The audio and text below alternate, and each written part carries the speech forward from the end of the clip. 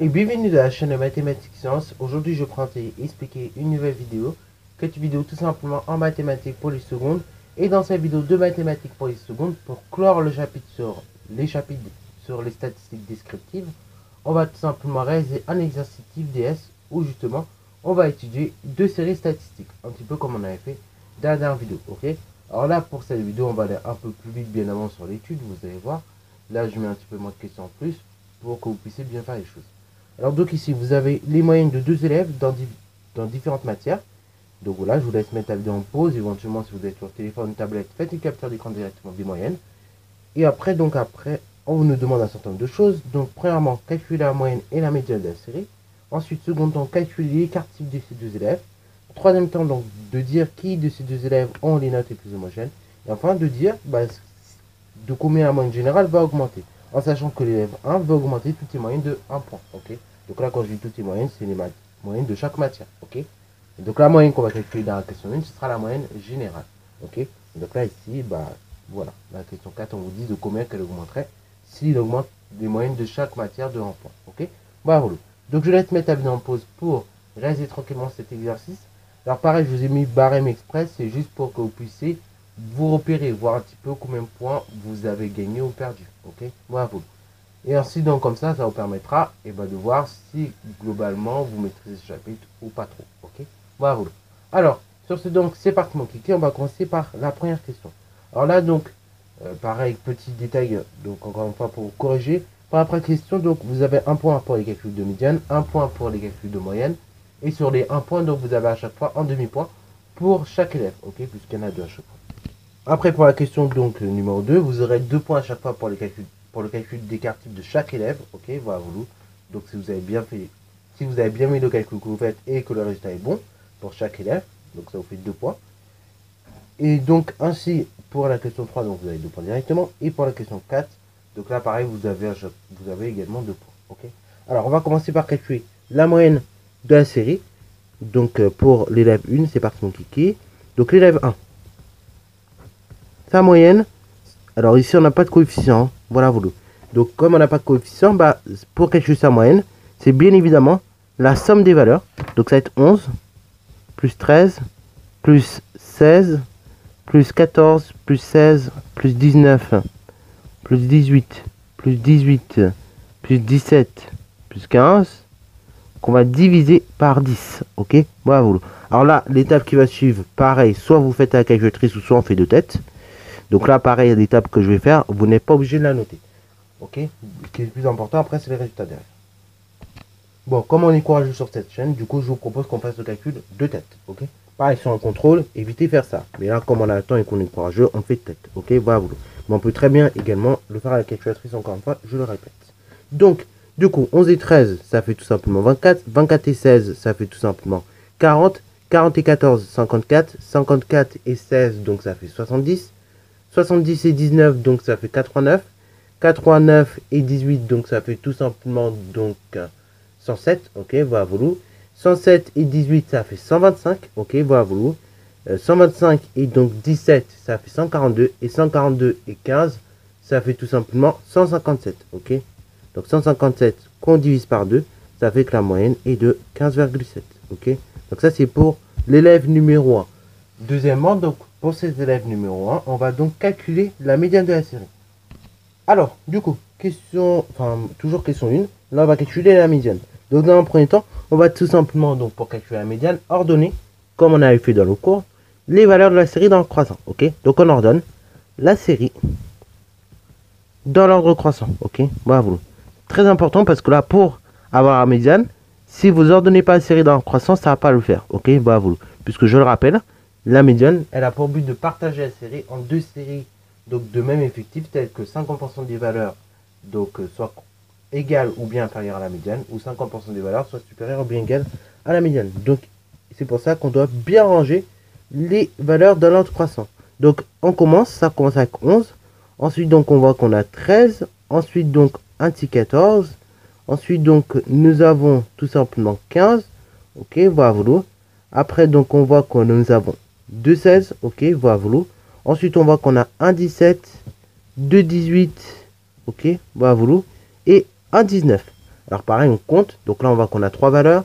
On a 6 valeurs. Après, donc on ajoute 4 valeurs. Ça fait bien 10 valeurs. C'est l'effectif total. Ok, bravo. Donc maintenant, on fait tout simplement 10 divisé par 2 qui fait 5. Et donc ainsi, vous déterminez la médiane comme ceci. La médiane, c'est la moyenne. Ok, voilà, vous entre la cinquième et la sixième valeur de la série. Ok, donc la médiane et la moyenne entre la cinquième et la sixième valeur de la série. Ok, bravo. Et donc là, pour déterminer tout simplement cette moyenne, ok, voilà, donc entre la cinquième et la sixième valeur de la série, on va tout simplement voir où est la cinquième valeur ici. Donc là, on est à la quatrième, ici c'est la cinquième, et on voit que c'est la sixième. Donc en fait, ça fait 16 plus 16, divisé par 2, qui fait donc 16. Ok, bravo. Donc soit vous pouvez mettre soit directement 16, ou soit vous faites 16 plus 16 divisé par 2 pour bien montrer vos calculs moyens. Et ça trouve 7 dans tous les cas. Ok, bravo. Donc ça c'est pour l'élève numéro 1.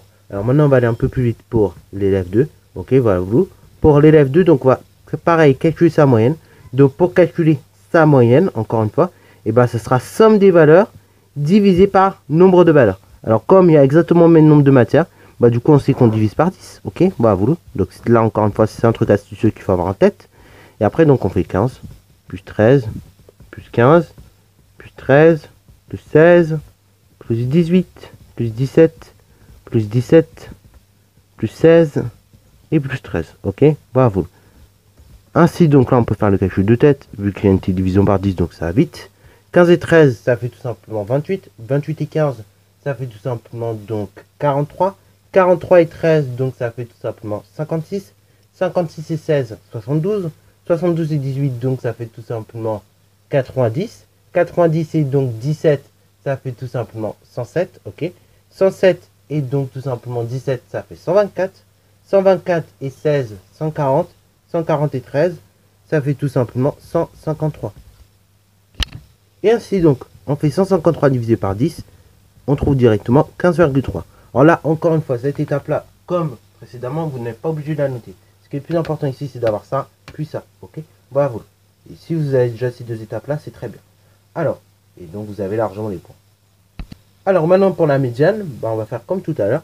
On va tout d'abord ordonner la série dans l'ordre croissant. Ok, donc on ordonne la série dans l'ordre croissant. Ok, bravo. Ça c'est très important qu'on le fasse, puisque après si on le fait pas, encore une fois il risque d'avoir des catastrophes. Donc là je vois, j'ai une fois 13, j'ai 2 fois 13 et j'ai 3 fois 13. Donc je mets 3 13. Ensuite donc ce qui suit c'est tout simplement un 15. Ok, donc là je le vois une fois, 2 fois même. Ok, bravo. Après donc nous avons un seul 16, nous avons 2 17 et 1 18. Ok, bravo. Alors on recompte bien comme il faut. Donc là déjà il y a 3, là il y a 6, donc là il manque 2 valeurs. Donc là pareil, on regarde bien à nouveau si on ne s'est pas trompé. Donc là en effet il y a un 16 ici déjà.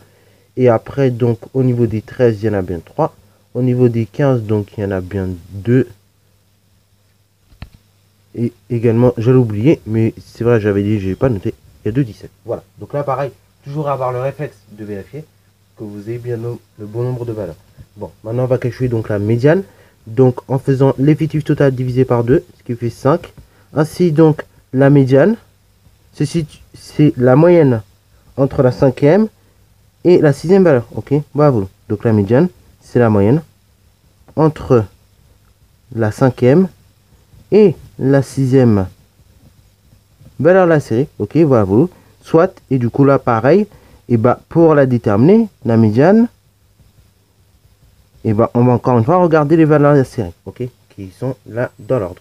Donc on regarde où est la cinquième elle est là, la sixième elle est là. Donc comme je disais, la cinquième valeur, donc elle est là, la sixième elle est là. Donc en fin de compte, la valeur médiane c'est 15 plus 16 divisé par 2, c'est-à-dire 15 et demi, ok, comme médiane. Voilà, donc là on a fait le calcul de médiane. Maintenant donc on va tout simplement calculer pour les deux élèves. Donc là on va répondre à la question 2, les écarts-types.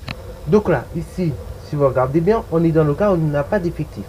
C'est-à-dire que pour calculer l'écart-type, donc là je vous redonne la formule de façon générale, on va donc faire racine carrée de la première valeur x1 moins la moyenne qu'on élève au carré, plus la deuxième valeur x2 moins la moyenne qu'on élève au carré.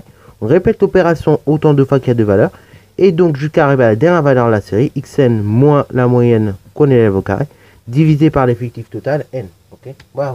Donc là, ici, on va appliquer bien évidemment cette formule-là pour arriver tout simplement à la solution. Ok, donc pour les deux élèves. Donc, on va calculer S1, l'écart type du premier élève. Ok, bravo. Donc S1, c'est égal à racine carrée, donc de la chose suivante. Alors là, je vais d'abord bien expliquer pour les deux premiers et après, je vous mettrai directement le calcul et voilà. Ok, bravo.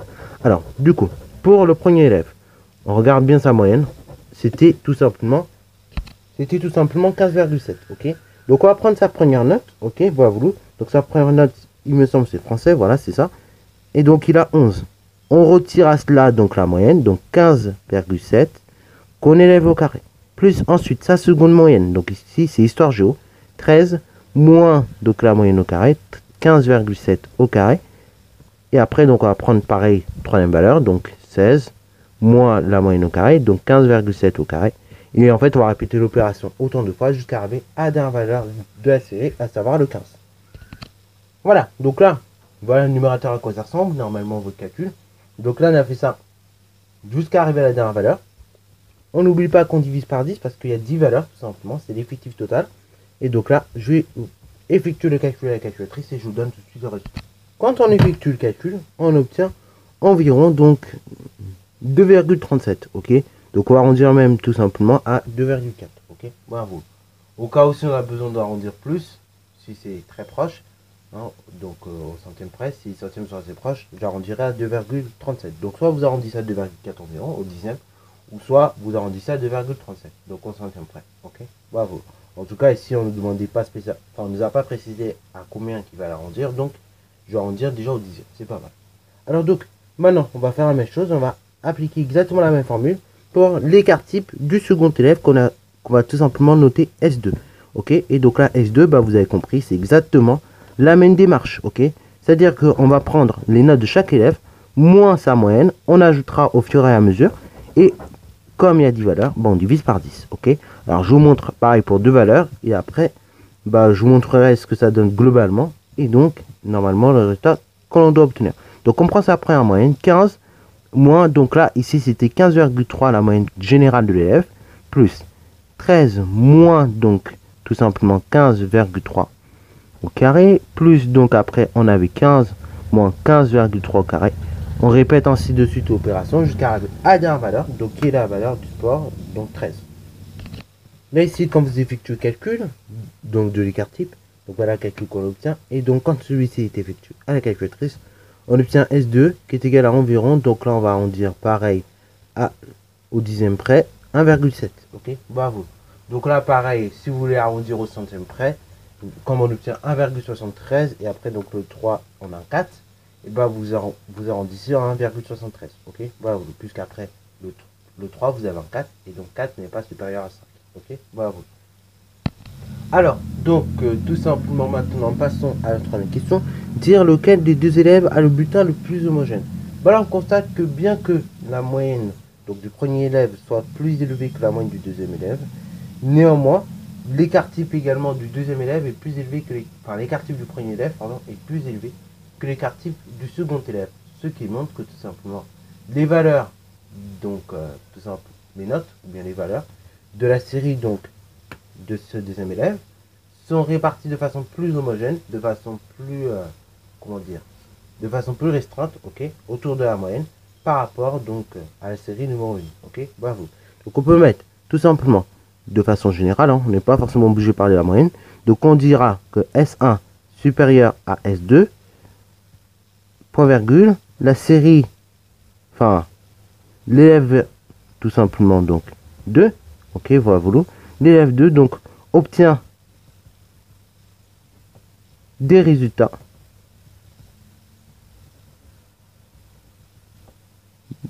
qui se répartissent, ok, voilà, de façon donc plus proche de la moyenne que l'élève numéro 1.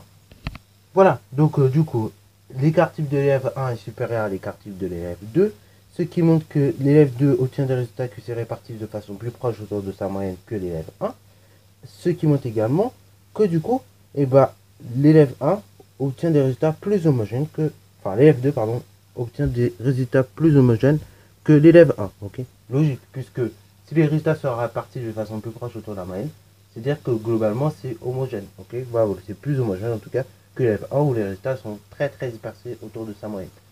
Ok, bah oui, donc c'est hétérogène, on pourrait dire ça pour l'élève 1. Donc là c'est plus homogène. Alors du coup, répondons maintenant à la question numéro 4. Donc là ici, l'élève numéro 1 voudrait augmenter sa moyenne, tel que justement, il puisse, il voudrait augmenter toutes ses moyennes de 1 point, et il voudrait tout simplement savoir de combien sa moyenne générale va augmenter. Ok, donc là encore une fois, on va réeffectuer les calculs. Ok, bravo. Donc on va calculer en fait sa moyenne en ajoutant à chaque fois plus 1 à chacune de ces matières. Ok, et donc une fois, et après avoir calculé la moyenne, donc la nouvelle moyenne qu'il aura obtenue, et de là on comparera avec l'ancienne moyenne et on constatera de combien qu'elle augmente. Ok, bravo. Donc on va commencer. Premier élève, donc M est égal, donc pareil, c'est la somme des valeurs qu'on va diviser toujours par 10, ok, puisqu'on aura 10 valeurs. C'est juste que là ici ça la somme des valeurs plus 1 à chaque fois sur chacune des valeurs. Donc ça va être 10, enfin ça va être 11 pardon, plus 1, plus 13, plus 1, plus 16, plus 1, plus 14, plus 1, plus 16, plus 1, plus 19, plus 1. Ensuite, plus tout simplement, donc, on a 18 plus 1, plus 18 plus 1, plus 17 plus 1, plus 15, ok, plus 1. Et on divise tout ça par 10. Donc, si vous effectuez les calculs, on obtient 167 qu'on divise par 10. 167 divisé par 10, ça fait 16,7. Alors, donc la moyenne, là, on obtient 16,7. Et ainsi, donc, sa moyenne augmente tout simplement de 1 point. Ok. Alors, qu'est-ce qu'on peut en dire? Normalement, c'est vrai, vous allez me dire, cette question, on l'a pas traitée. Mais en fait, normalement, en classe de seconde, quand on fait le cours sur la moyenne, les profs vous ont dû certainement vous bombarder avec une propriété.